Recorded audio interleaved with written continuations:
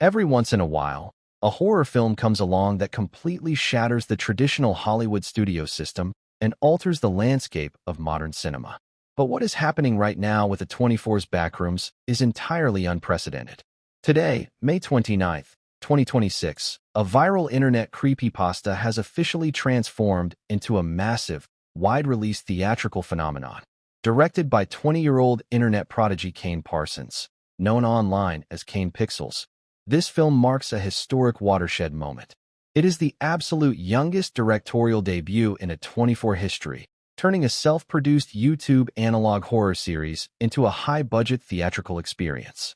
And the box office projections are completely melting down, pacing to clear an insane $40 to $50 million in its opening weekend alone. The premise strips away everything you think you know about cinematic fear. Welcome to a completely safe, spoiler-free deep dive into why this movie is paralyzing audiences and breaking the internet. For years, traditional horror has relied on ancient curses, masked killers, and gothic houses. But Backrooms unearths a far more terrifying, modern existential threat, the concept of liminal spaces. It is the deep, physiological dread of stepping out of the bounds of reality and falling into an infinite, repeating maze of empty, monochromatic yellow office rooms. The narrative of Backrooms is brilliantly anchored in a grounded, analog reality. The script, written by Will Sudik, transports us back to the year 1990, a pre-internet era where technological isolation felt incredibly absolute. The story centers on Clark, played with magnificent, heavy-hearted desperation by Academy Award nominee Chiwetel Ejiofor. Clark is a struggling furniture showroom owner and a failed architect whose life is quietly collapsing under the weight of financial ruin and middle-aged disappointment. The nightmare officially begins when a strange, mathematically impossible doorway suddenly manifests in the deep, concrete basement of his furniture warehouse. This terminal isn't a glowing, magical portal. It is a literal glitch in the physical environment, a wall that sits just a shade too dark, a door that defies structural logic. When one of Clark's young employees vanishes into this impossible space, Clark has no choice but to descend into the concrete unknown to find him. What he discovers is not an alien world, but an endless, 300,000 square foot subterranean labyrinth of sterile drywall, rotting carpets, and humming fluorescent lights that completely defies the known laws of physics. What elevates Backrooms from a simple internet gimmick into a profound piece of psychological art is how it structures its dual narrative. While Clark is trapped inside the geometric madness of the complex, the movie introduces a parallel perspective through Dr. Mary Kline, played with stunning intellectual intensity by Renate Reinsve. Dr. Kline is a clinical psychologist who is brought in to examine the bizarre, reality-warping debris and the erratic psychological states of those connected to the warehouse anomaly. Through her eyes, the film transforms into a deeply compelling sci-fi mystery. The narrative constantly balances the physical horror of spatial disorientation with a brilliant metaphorical study on loneliness, clinical anxiety, and the terrifying concept of human obsession. The Backrooms themselves quickly cease to be just a setting. They become the active, living protagonist of the movie. It is an environment that feeds directly on the mental instability of those who enter it. The deeper Clark wanders into the monotonous yellow void, the more the architecture shifts, warping his perception of time, memory, and personal identity. The film masterfully suggests that the endless, empty hallways are a physical manifestation of a psychological breakdown, a corporate purgatory where lost souls are slowly digested by loneliness. From a visual standpoint, Kane Parsons has achieved something completely revolutionary for traditional cinema. Alongside cinematographer Jeremy Cox, Parsons successfully takes the gritty, low-fidelity, found-footage aesthetic that made his original YouTube videos go viral and beautifully translates it onto a massive theatrical canvas. The film rejects the flashy, fast-paced editing style of modern blockbusters. Instead, it relies heavily on long, unbroken static takes and slow, observational handheld camera movements. This deliberate pacing forces the audience's eyes to constantly scan every single inch of the screen. You are trapped in the frame with Clark, experiencing the agonizing spatial claustrophobia of a world that has no windows, no exits, and no natural light. The set design is a monumental achievement in physical scale. Production designer sets create an environment that feels simultaneously infinite and suffocatingly small. The monochromatic palette of faded beige, drab yellow, and sterile office white creates a powerful sense of visual sensory deprivation. It hits a primal chord within the human brain, triggering a deep psychological discomfort known as topophilia gone wrong. The terror of an environment that looks completely familiar, yet entirely unnatural and wrong.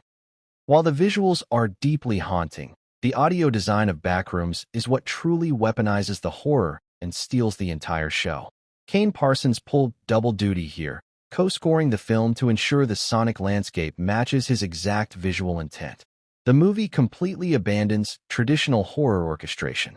There are no swelling string sections, no sudden dramatic orchestral hits, and no predictable musical cues designed to tell you when to be afraid. Instead, the soundtrack is built entirely on a cold, industrial, ambient soundscape.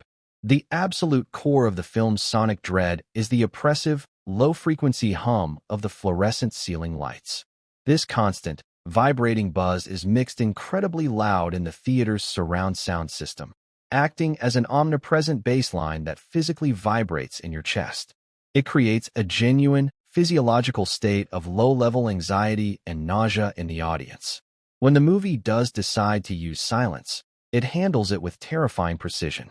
The sudden, absolute drop of sound inside an empty hallway makes the distant, echoing scuff of a sneaker or the faint sound of water dripping miles away feel incredibly loud and threatening.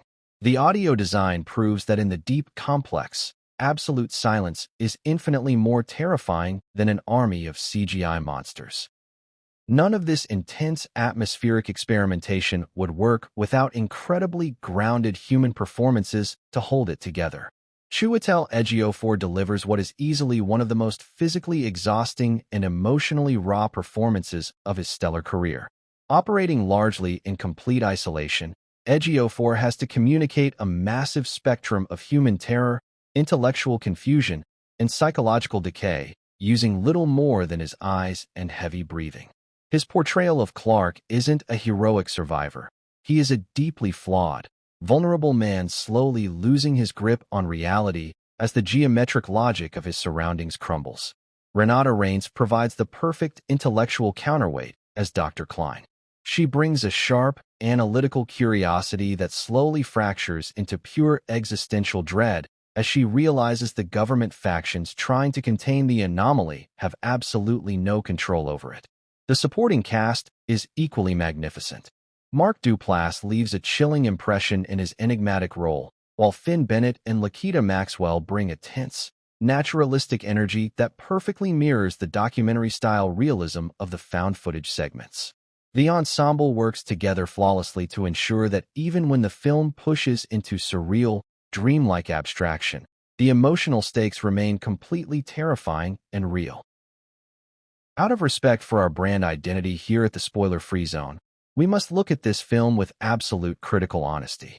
Backrooms is a brilliant piece of cinema, but it is a highly experimental film that will undeniably divide mainstream audiences.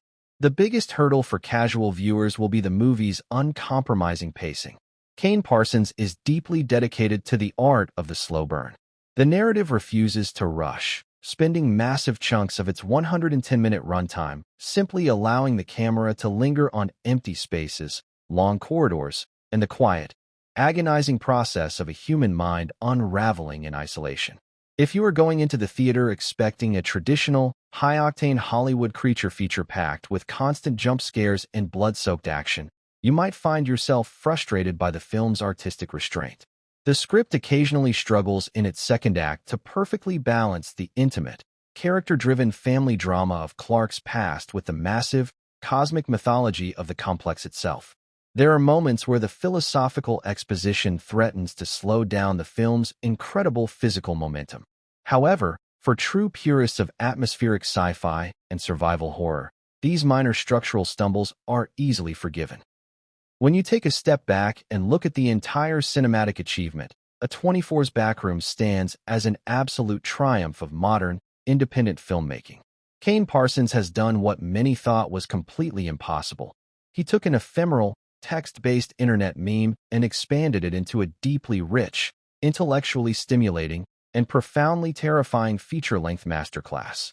It is a movie that respects the intelligence of its audience, refusing to over-explain its cosmic mysteries while delivering a level of psychological tension that lingers in your mind for days after the lights come up in the theater.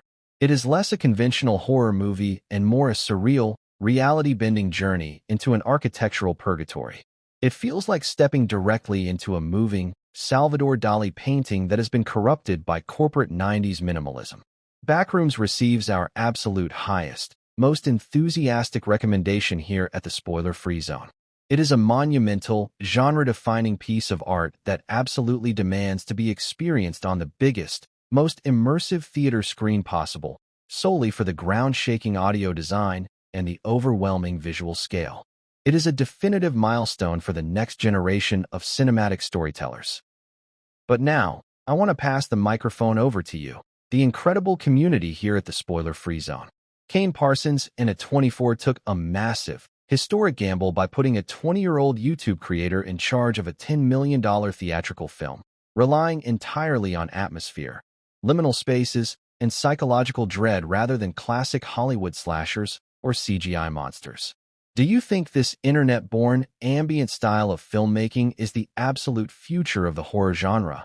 Or do you think the slow-burn approach is too experimental for mainstream theater audiences? Drop your thoughts, your theories, and your analysis in the comments below. Let's get a massive, passionate debate going in the thread.